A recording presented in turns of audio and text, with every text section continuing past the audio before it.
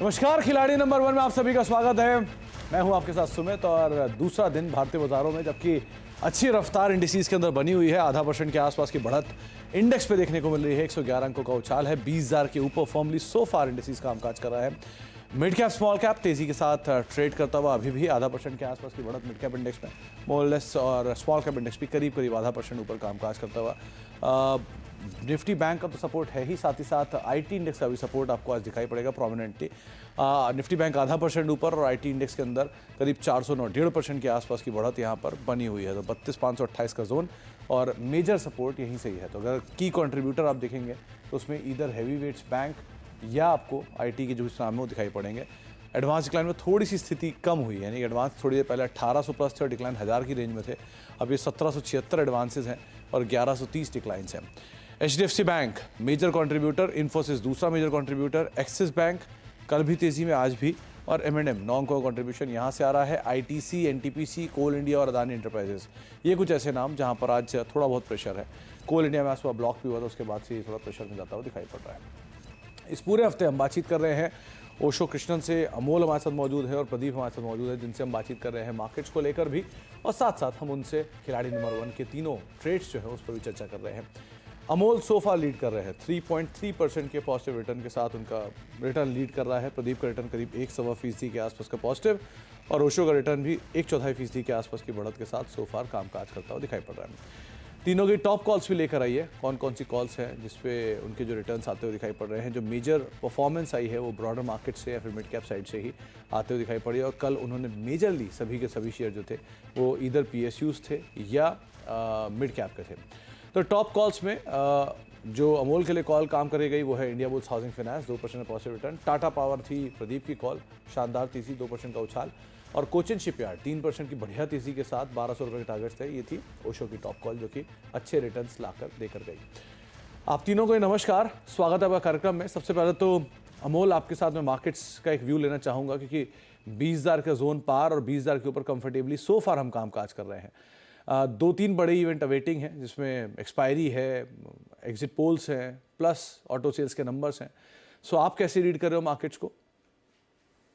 सुमित जी नमस्ते। I think जो कल सेकंड हाफ में जो रैली हुआ था उसके वो एक सरप्राइज रैली कर गया, ब्रेकआउट आया और उसके बाद मार्केट में मोमेंटम बढ़ते गया। बट जहां तक ओवरऑल टेक्सचर में देख रहा हूँ, आई थिंक मार्केट थोड़ा सा ओवरबॉट है टेम्पररी टाइम फ्रेम पे, तो शायद थोड़ा सा प्रॉफिट बुकिंग आने वाले दिनों में देखने को मिल सके। बट लार्जर टेक्सचर अभी भी अच्छा ही है। So buying on dips and sell and rallies, ये एक टेक्सचर अच्छा रहेगा। 20,050 एक इमीडिएट रेजिस्टेंस का काम करेगा, whereas 19,900 एक इमीडिएट सपोर्ट का काम करेगा। और निफ्टी बैंक पर अमोल क्या टिप्पणी करोगे आप? बैंक निफ्टी की उतना परफॉर्म किया नहीं है, बट आज एक गैप अप के बाद एक इंट्राडे चार्ट्स पे भी हायर बॉटम फॉर्मेशन है और पॉजिटिव मोमेंटम है। बट शायद एक रेंज बाउंड जो टेक्सचर बना हुआ है बैंक निफ्टी में वही कंटिन्यू कर सकता है। सो उसके लिए भी मैं एक buying on deep strategy he consider करूंगा, और 44,200 44,250 इमीडिएट रेजिस्टेंस रहेंगे बैंक निफ्टी के लिए। प्रदीप, आप कैसे रीड कर रहे हो मार्केट्स को? क्योंकि आज मार्केट ने फर्मली गैप अप तो दिखाया है, लेकिन अब सेकंड हाफ क्रूशियल होता है। आज बैंक्स नहीं तो आज आईटी पार्टिसिपेट कर रहा है, मतलब बैंक भी कर रहा है लेकिन आईटी ज़्यादा पार्टिसिपेट कर रहा है। सो आप कैसे रीड कर रहे हो मार्केट्स को? जी सुमित, गुड मॉर्निंग एवरीवन। सो कल जब इसी समय पे हमारी बात हो रही थी तो निफ्टी पे और बैंक निफ्टी पे दोनों पे मैंने पॉजिटिव व्यू दिया था, और साथ ही बैंक निफ्टी में अगर ये 43,800 के ऊपर सस्टेन होता है तो 44,400 के टारगेट बहुत जल्दी आएंगे, वही बात की थी। और साथ ही हमने निफ्टी पे बताया था कि अगर ये 19,875 के ऊपर चलता है तो 20,222 के मेजर टारगेट की तरफ आगे बढ़ेगा। तो ये दोनों ही इंडाइसेस पे हमारा व्यू पॉजिटिव है। हमारे हिसाब से एक अच्छे कंसोलिडेशन के फेज के बाद ये ब्रेकआउट मटेरियलाइज हो रहे हैं दोनों इंडाइसेस में, तो दोनों ही इंडाइसेस पे हमारा व्यू पॉजिटिव है। और साथ ही जो ब्रॉडर इंडाइसेस हैं वो भी एक अच्छा रुझान दिखा रहा है, तो ब्रॉडली हमारा व्यू पॉजिटिव है मेन इंडाइसेस पे भी और ब्रॉड इंडाइसेस पे भी।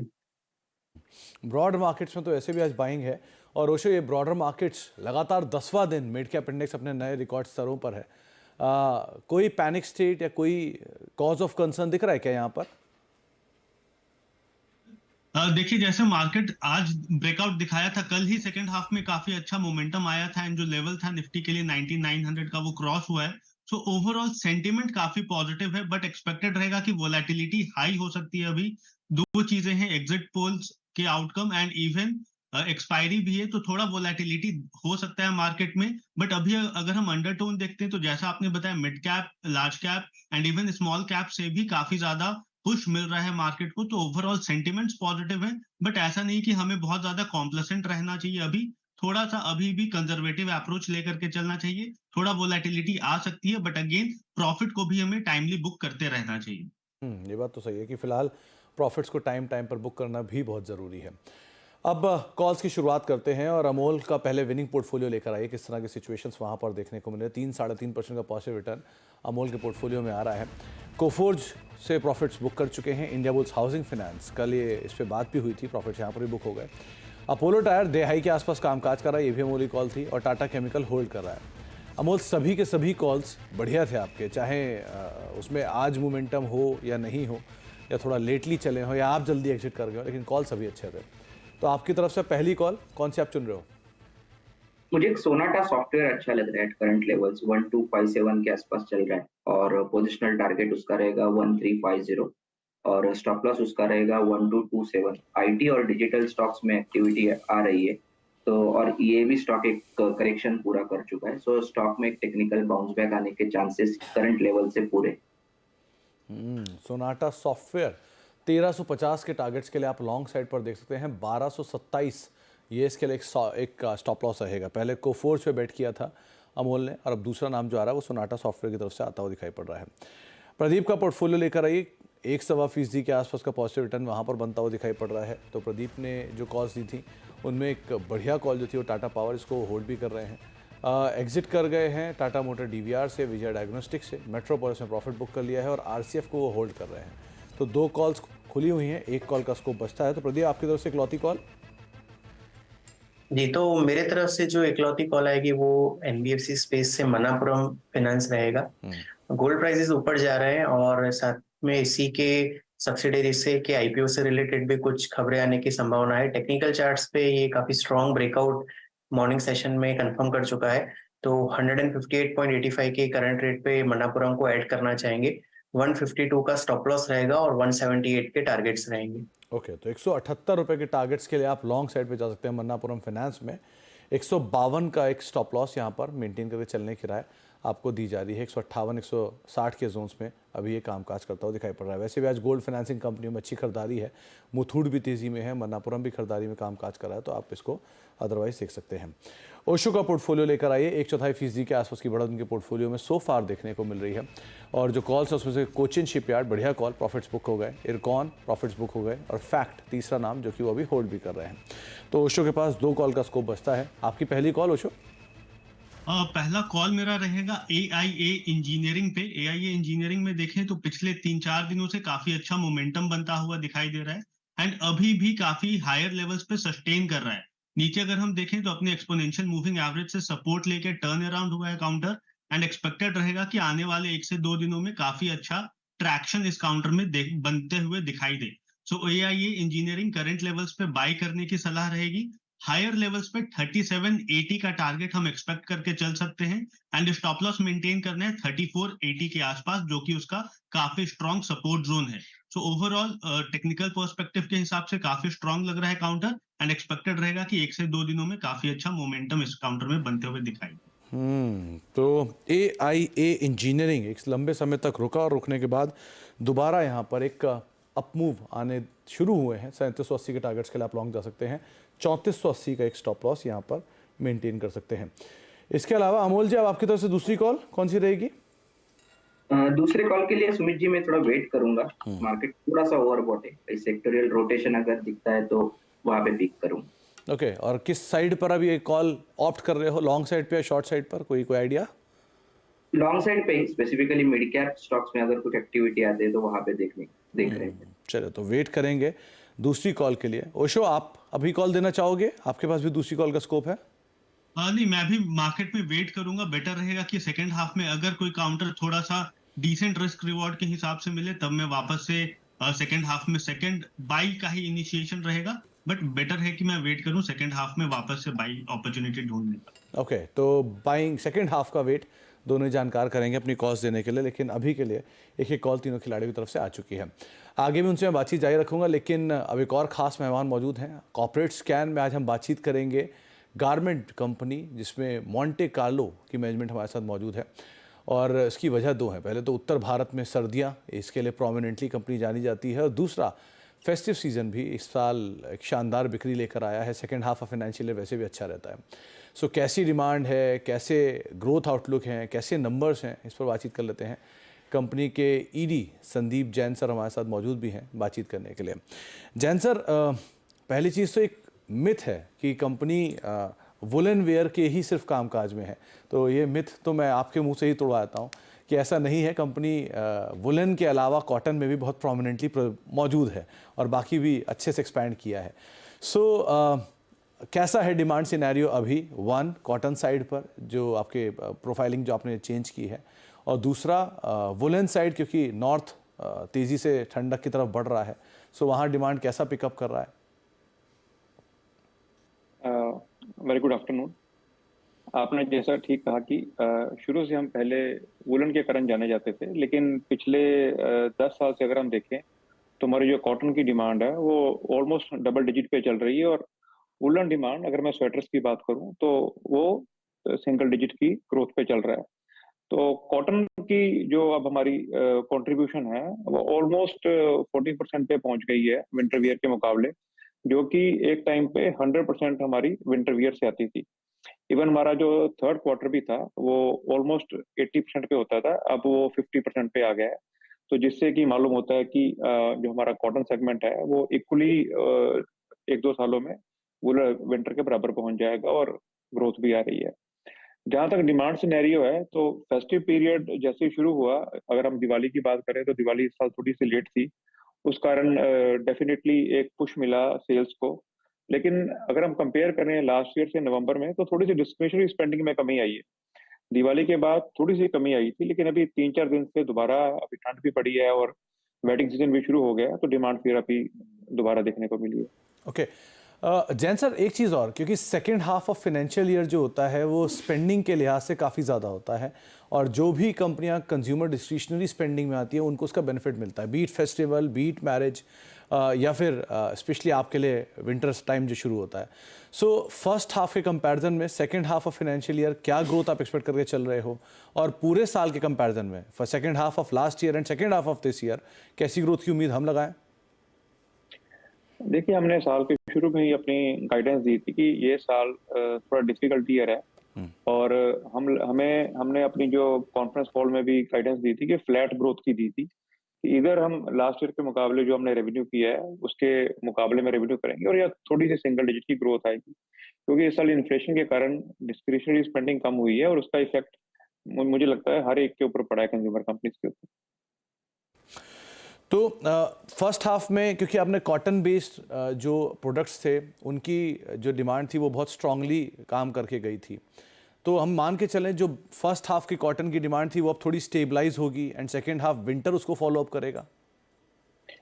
विंटर में मेरे को लगता है कि फ्लैट ग्रोथ रहेगी, लेकिन फोर्थ क्वार्टर जो हमारा समर क्वार्टर आने वाला उसमें डेफिनेटली हमें ग्रोथ देखने को मिलेगी। और ओवरऑल अगर हम कंपेयर करेंगे कि पूरे साल में, तो जैसा मैंने पहले भी कहा है कि हमें लग रहा है कि इस बार हमारा रेवेन्यू फ्लैट रहेगा लास्ट ईयर के मुकाबले में। ओके, अब आता हूँ मैं जैन साहब इनपुट कॉस्ट प्राइसेस के ऊपर, क्योंकि लास्ट ईयर प्राइसेस बहुत हायर साइड पर थे और बहुत डैमेज करके गए थे मार्जिन्स को, आपके नहीं पूरे सेक्टर्स के लिए उन्होंने काफ़ी इश्यूज़ किए थे। अभी के सिचुएशन सिनेरियो कैसा है मार्जिन्स को लेकर? दूसरा, जो नए एक्सपेंशन आपने किए हैं अपने स्टोर्स में, उसका कॉस्ट क्या मतलब रैशनलाइज हो गया है, थोड़ा कम हुआ है, ईज आउट हुआ है? देखिए, जैसा कि अभी आपने कहा कि इनपुट कॉस्ट लास्ट ईयर काफी ज्यादा थी, क्योंकि कॉटन के प्राइसेस और बाकी प्राइसेस काफी बढ़े हुए थे, जो कि नॉर्मलाइज हो गए थे जनवरी में, और उसका जो बेनिफिट है वो हमें इस क्वार्टर में और अगले क्वार्टर में मिलेगा।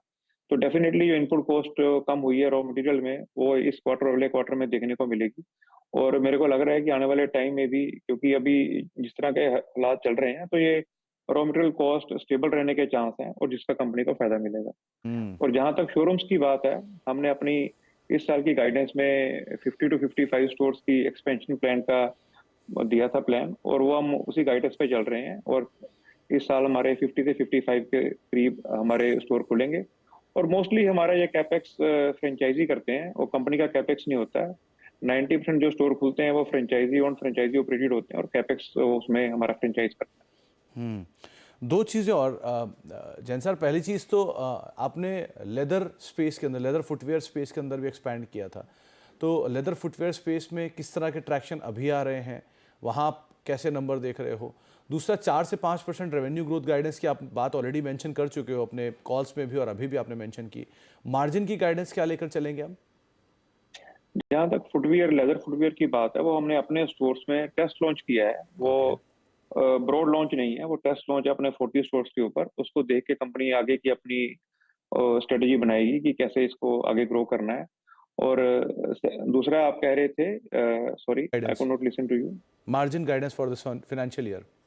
हाँ, तो जहाँ तक गाइडेंस की बात है, मार्जिन हमने पहले भी कहा था कि मार्जिन हमें लग रहा है कि इस बार लास्ट ईयर के मुकाबले 100 प्लस माइनस बेसिस पॉइंट के करीब ही रहेगा, और फ्लैट मार्जिन की ही हमें उम्मीद है। ओके, चलिए, बहुत बहुत शुक्रिया जैन सर हमारे साथ मौजूद रहने के लिए, हर बार की तरह और डिटेल में चर्चा करने के लिए। और उम्मीद करते हैं कि second half of financial year बढ़िया रहे और अपनी गाइडेंस को आप बीट भी करते हुए दिखाई पड़े।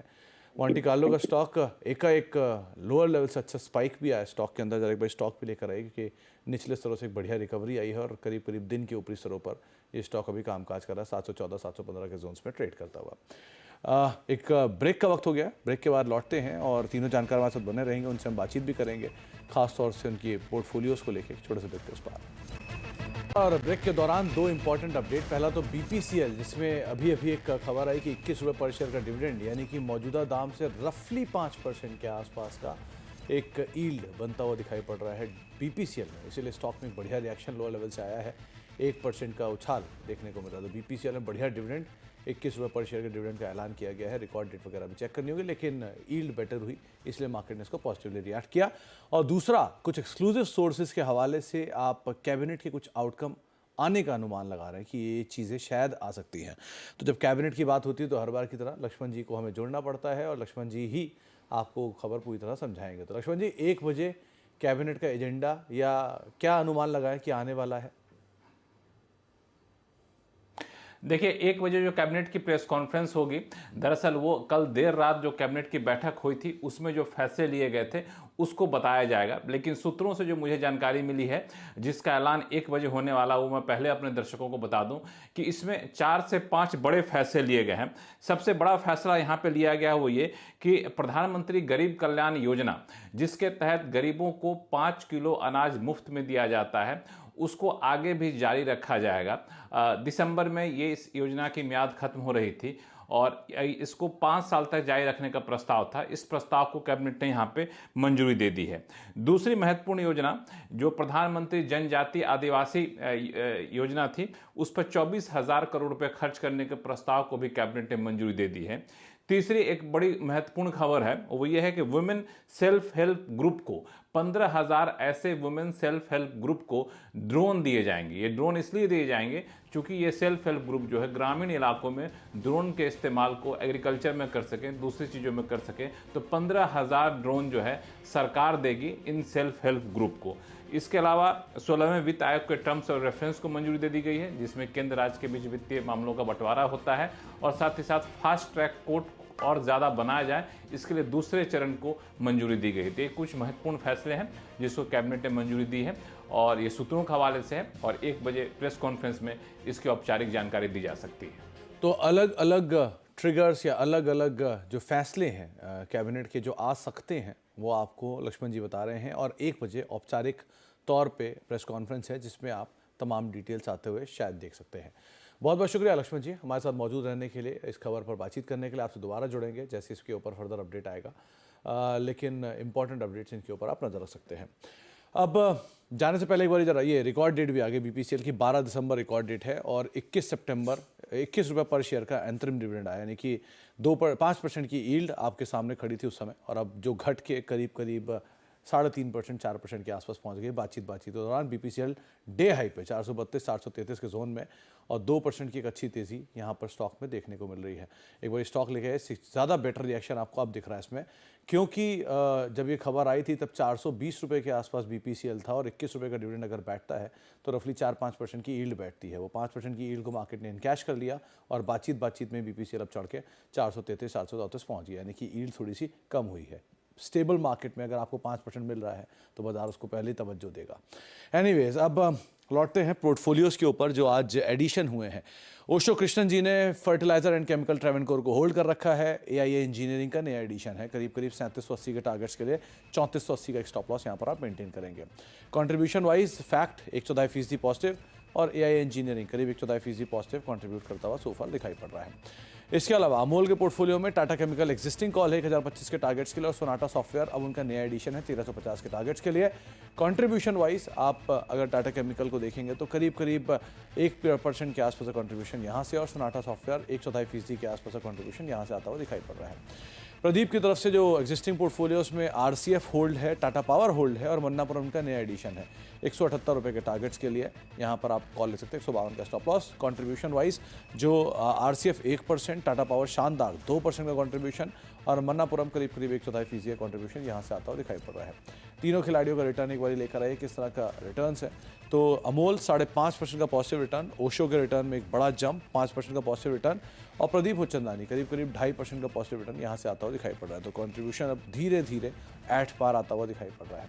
आप तीनों को भी बहुत बहुत शुक्रिया। एक अपर एज जो है अभी भी अमोल और ओशो के पास है, एक कॉल ओपन है उनकी, लेकिन आप तीनों को भी बहुत बहुत शुक्रिया हमारे साथ मौजूद रहने के लिए और बाजार पर सभी शेयरों पर बातचीत करने के लिए। ब्रेक का वक्त है, ब्रेक के उस पार कमोडिटीज मार्केट अपडेट। नमस्कार।